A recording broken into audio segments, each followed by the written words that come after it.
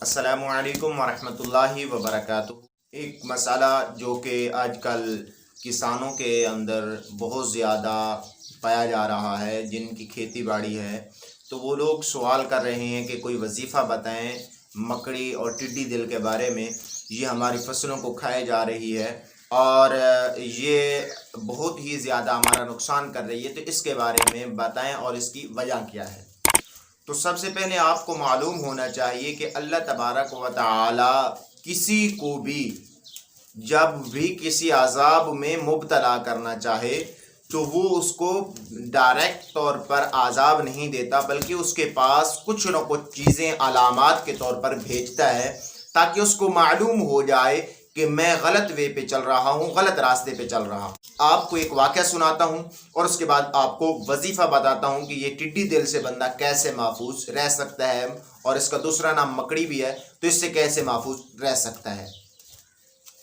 تو سب سے پہلے جب پہلی جنگ عظیم ہوئی اور اس کے بعد مختلف ممالک کے اندر یہی جو ٹڈی دل تھی یہ پھیل گئی اور مختلف کسانوں کی جو کھیتیاں تھیں ان کو ختم کر گئی۔ جیسے ہی اس نے اس کو ختم کیا، ایک شخص تھا جس کا باغ تھا اور اس باغ کے اندر ٹڈی نے حملہ نہیں کیا، تو اس وقت کا جو حکمران تھا اس نے پوری اپنی سلطنت سے، پورے ملک سے پتہ کیا کہ کسی جگہ پر کوئی فصل محفوظ ہے کہ نہیں ہے۔ تو اس کو بتایا گیا کہ فلاں شخص ہے اور اس کی جو فصل ہے، اس کے جو آموں کا باغ ہے وہ بالکل محفوظ ہے۔ تو جیسے ہی اس کو پتہ نے اپنے چاقو چوبند فوجی دستوں کو اس کے پاس بھیجا اور پوچھا آپ کے پاس کوئی سپرے ہے یا آپ کے پاس کوئی دوائی ہے جس کی وجہ سے ٹڈی دل نے آپ کی فصل پر حملہ نہیں کیا۔ تو اس کے پاس جیسے ہی فوجی دستے پہنچتے ہیں تو اس کے بعد وہ عرض کرتا ہے کہ نہیں، ایسی تو کوئی بات نہیں ہے، میرے پاس کوئی سپرے نہیں ہے، میں نے کوئی سپرے نہیں کی، میں نے کوئی دوائی نہیں لگائی، ایسی تو کوئی بات ہی نہیں ہے۔ تو اس نے کہا کہ آپ حکومت کو کچھ نہیں بتا رہے تو لہذا آپ کے خلاف قانونی کارروائی ہوگی۔ تو اس کے بعد اس نے کہا میرے پاس تو کوئی ایسی چیز ہے ہی نہیں جیسا میں آپ کو بتاؤں۔ تو انہوں نے کہا نہیں، آپ نے کوئی نہ کوئی تو دوا استعمال کی ہی ہے۔ تو اس نے کہا اچھا، پھر ایک دوا ہے جو میں نے استعمال کی ہے اور میں سالوں سے اس کو استعمال کرتا آ رہا ہوں۔ تو وہ حیران اور پریشان ہو گئے، کون سی ایسی دوا ہے جس کی وجہ سے ٹڈی دل نے اس پہ حملہ ہی نہیں کیا، اس کی فصلات کو نقصان ہی نہیں پہنچایا۔ تو انہوں نے پوچھا کون سی ایسی دوا ہے جس کی وجہ سے ٹڈی دل نے حملہ ہی نہیں کیا؟ تو اس نے کہا کہ میں اپنے مال کی مکمل زکوٰۃ دیتا ہوں، میں اپنے مال کی مکمل زکوٰۃ دیتا ہوں، اور مجھے یقین ہے کہ جس کی وجہ سے اللہ تبارک و تعالی نے میرے مال کی حفاظت کا ذمہ اپنے ذمے میں لیا ہوا ہے، اور جس کی وجہ سے میرے مال کو کبھی کوئی نقصان نہیں پہنچتا۔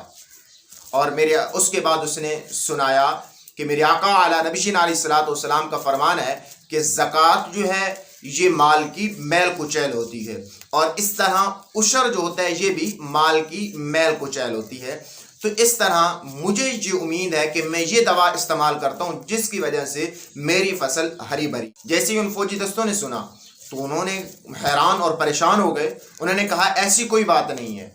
انہوں نے ان کے جو بڑا امیر تھا اس نے کہا اس کی جو فصل ہے اس کے اندر ٹڈی دل کو چھوڑا جائے۔ تو جیسے ہی انہوں نے اس کے اندر ٹڈی دل کو چھوڑا اور اس کے بعد انہوں نے دیکھا کہ وہ ٹڈی دل وہاں پر بیٹھ ہی نہیں رہی تھی، وہاں پر ٹھہر ہی نہیں رہی تھی، جیسے ہی وہ چھوڑتے تھے وہ بھاگ جاتی تھی۔ تو ان کو معلوم ہو گیا کہ یہ جو دوا ہے واقعی اس نے یہی استعمال کی ہے اور اللہ تعالیٰ نے اس کی